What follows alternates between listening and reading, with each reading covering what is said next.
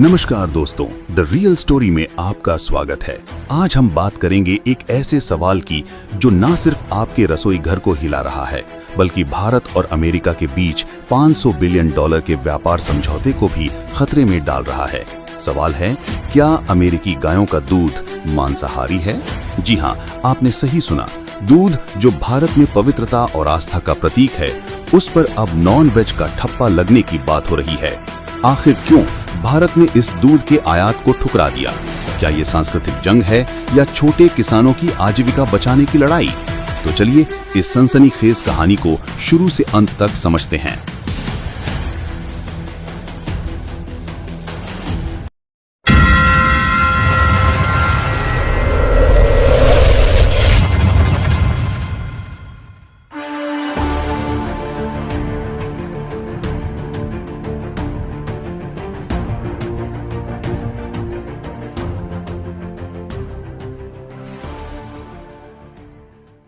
भारत में दूध सिर्फ एक पेय नहीं, बल्कि हमारी संस्कृति का अभिन्न हिस्सा है।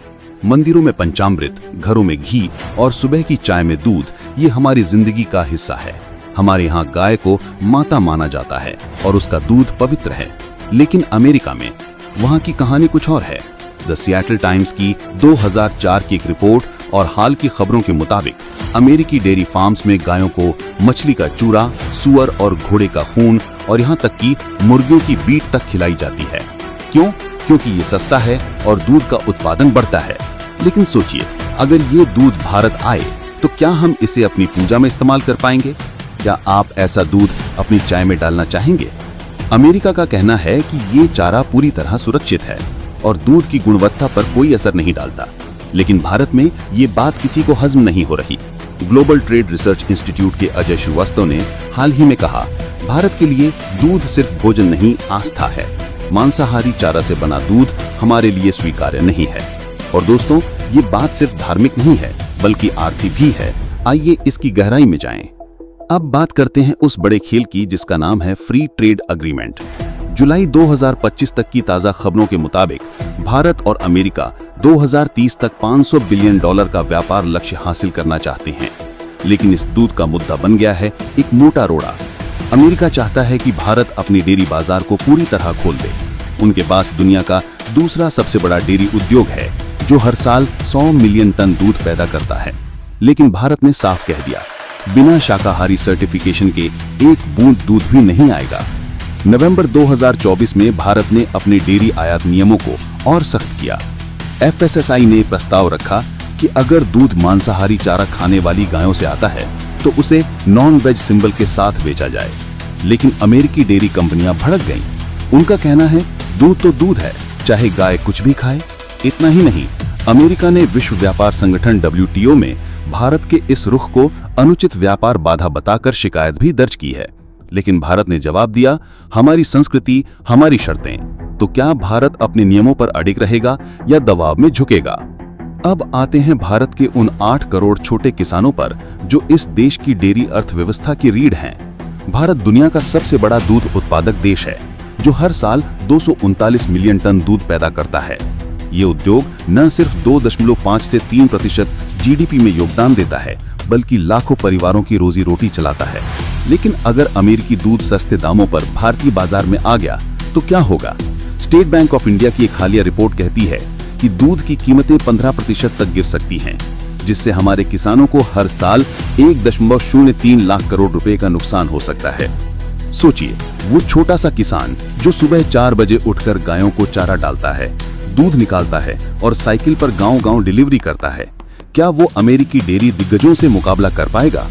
द इकोनॉमिक टाइम्स की एक रिपोर्ट के मुताबिक अगर भारत ने आयात के दरवाजे खोले तो 30% छोटे डेयरी किसान अपनी आजीविका खो सकते हैं। ये सिर्फ आर्थिक नुकसान नहीं, बल्कि ग्रामीण भारत की आत्मा पर चोट है। लेकिन दोस्तों, भारत चुप बैठने वालों में से नहीं है। सरकार ने साफ कर दिया है कि वो अपने किसानों और संस्कृति की रक्षा करेगी। 2024 में FSSAI ने एक प्रस्ताव पास किया कि हर आयातित डेयरी उत्पाद पर यह साफ लिखा होना चाहिए कि गायों को शाकाहारी चारा खिलाया गया है। इसके लिए भारत ने सख्त सर्टिफिकेशन सिस्टम लागू करने की बात कही है।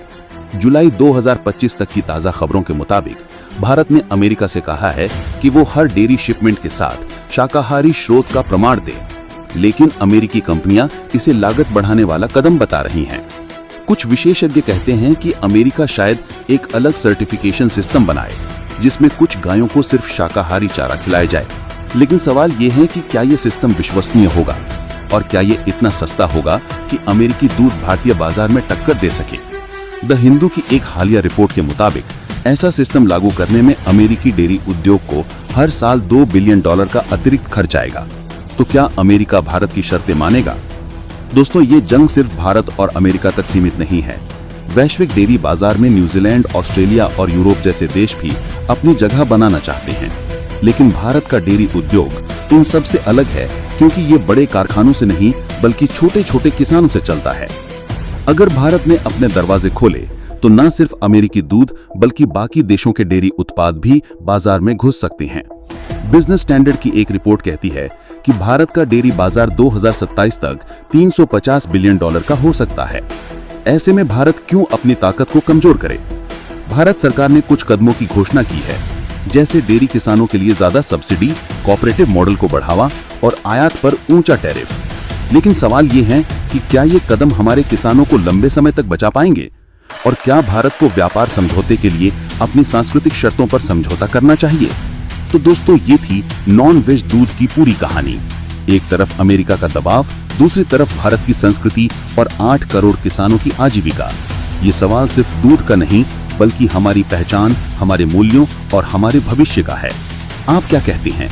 क्या भारत को अपने नियमों पर डटे रहना चाहिए या व्यापार के लिए थोड़ा लचीलापन दिखाना चाहिए? कमेंट में अपनी राय जरूर बताएं, क्योंकि द रियल स्टोरी आपकी आवाज को बुलंद करता है। चैनल को सब्सक्राइब करें, बेल आइकन दबाएं और इस वीडियो को शेयर करें ताकि हर भारतीय तक ये सच पहुंचे।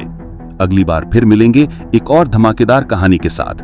धन्यवाद। जय हिंद।